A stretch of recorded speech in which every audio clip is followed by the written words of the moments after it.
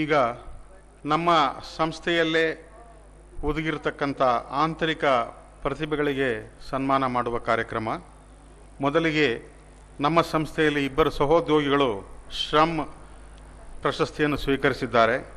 ಈ ಪ್ರಶಸ್ತಿಯನ್ನು ನೀಡಬೇಕಾಗಿ ನಾನು ಶ್ರೀ ಧ್ರುವ ಅಪಸಂಗಿ ಅತಿರಿಕ್ತ ಮಹಾಪ್ರಬಂಧಕರನ್ನು ಉಪಜೋಡಣೆ ಅವರನ್ನು ವೇದಿಕೆಗೆ ಆಹ್ವಾನಿಸುತ್ತಿದ್ದೇನೆ. ಮೊದಲಿಗೆ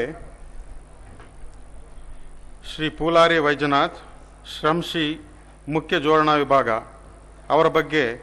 ಅವರ ಪ್ರತಿಭೆಯ ಬಗ್ಗೆ ವಿವರಿಸಬೇಕೆಂದು ಸಂತೋಷ್ ಗೋಕಾವಿಯವರಲ್ಲಿ ವಿನಂತಿ.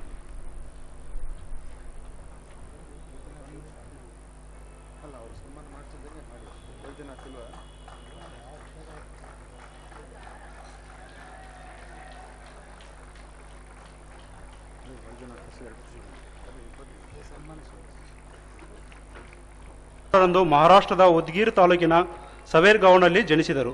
1977ರಲ್ಲಿ ITI ತರಬೇತಿಯ ನಂತರ 1979ರಲ್ಲಿ BHELನಲ್ಲಿ ಪ್ರಶಿಕ್ಷಣಾರ್ಥಿ ತರಬೇತಿಯನ್ನು ಪಡೆದು 1980ರಲ್ಲಿ BHEL ಸಂಸ್ಥೆ ವಿದ್ಯುನ್ಮಾನ ವಿಭಾಗದಲ್ಲಿ ಕುಶಲಕರ್ಮಿಯಾಗಿ ತಮ್ಮ ವೃತ್ತಿ ಜೀವನವನ್ನು ಆರಂಭಿಸಿದರು.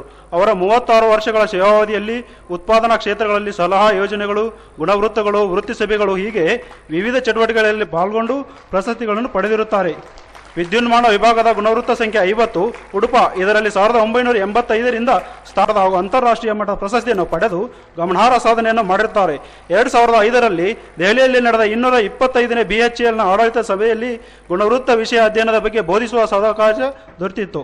30 ವರ್ಷಗಳನ್ನು ಪೂರ್ಣಗೊಳಿಸಿರುವ ಗುಣವೃತ್ತ ಸಂಖ್ಯೆ 50 ಉಡುಪದ ನಾಯಕರಾಗಿ ಶ್ರೀ ವೈಜನಾಥ್ ಪುಲಾರಿರವರು ಇಲ್ಲಿಯವರೆಗೆ 216 ಆಂತರಿಕ ಸಲಹೆಗಳು, 27 ಉತ್ಪಾದಕತಾ ಮತ್ತು ಇಂಪ್ರೆಸ್ ಪ್ರಶಸ್ತಿಯನ್ನು ಪಡೆದು 2014ರಂದು ಭಾರತ ಸರ್ಕಾರದಿಂದ ಪ್ರಧಾನಮಂತ್ರಿಗಳ ಶ್ರಮಶ್ರೀ ಪ್ರಶಸ್ತಿಯನ್ನು ಪಡೆದು ಅತ್ಯುತ್ತಮ ಸಾಧನೆ ಮಾಡಿರುತ್ತಾರೆ.